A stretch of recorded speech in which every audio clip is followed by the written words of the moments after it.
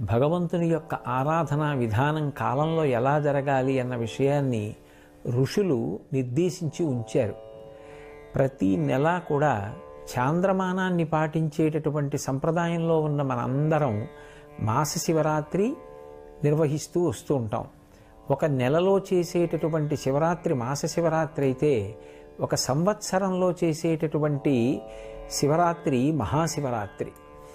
ప్రతి నెల కూడా కృష్ణపక్షంలో అమావాస్య తిథికి ముందు వచ్చేటటువంటి చతుర్దశి రాత్రి అంటే అర్ధరాత్రి వరకు పరివ్యాప్తమైతే దాన్ని మాస శివరాత్రి అని పిలుస్తారు.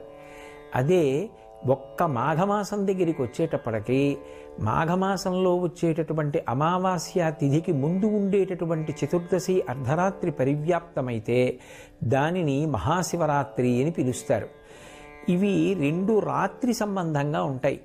కారణమేమి అంటే, రాత్రి అన్న మాట చీకటికి సంకేతం, అందున అర్ధరాత్రి అన్న మాట కటిక చీకటికి సంకేతం. అందుకే మీరు కొంచెం జాగ్రత్తగా గమనిస్తే సనాతన ధర్మంలో ఉపాసన అంతా కూడా రాత్రి పేరుతోనే ఉంటుంది. దేవీ నవరాత్రులు, వసంత నవరాత్రులు, గణపతి నవరాత్రులు, మహాశివరాత్రి, లేకపోతే ఏది చెప్పండి రాత్రిపూట ఉపాసన అంటాం. కానీ నిజానికి రాత్రి చేసే ఉపాసన ఏముండదు, పగటిపూటే భగవంతుణ్ణి ఆరాధన చేస్తాం.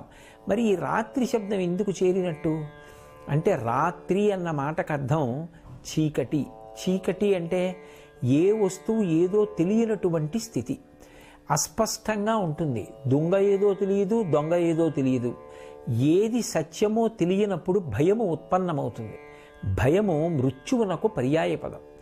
ఎక్కడ భయం ఉందో అక్కడ మృత్యు ఉంటుంది. భయాతీతమైనటువంటి స్థితికి ఎప్పుడు ఎదుగుతాడో అప్పుడే మృత్యువుని దాటిపోయాడు, అమృతత్వాన్ని పొందాడు అని గుర్తు. ఎప్పుడు భయం పోతుంది అంటే, రెండవ వస్తువు లేదు అని తెలుసుకుంటే భయం పోతుంది.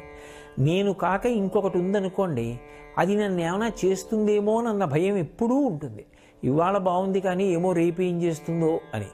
కానీ ఉన్నది నేను ఒక్కటే, అసలు రెండవది లేదు అన్ననాడు భయపడడానికి అవకాశం ఏముంది? అది ఆ జ్ఞానముగా ఎరుకలోనికి రావాలి, అనుభవంగా రావాలి. దాన్ని అద్వైతానుభూతి అంటారు. రాత్రి అన్న మాట ఉపాసనలో అర్థమేమి అంటే, అజ్ఞానం పోయి జ్ఞానం కలగడం. అందుకే సంవత్సరం మొత్తం మీద అర్ధరాత్రి వేళ భగవంతుని యొక్క స్వరూపములు ఆవిర్భవించేటటువంటి తిథులు ప్రధానంగా రెండు వస్తాయి. ఒకటి శ్రావణ మాసంలో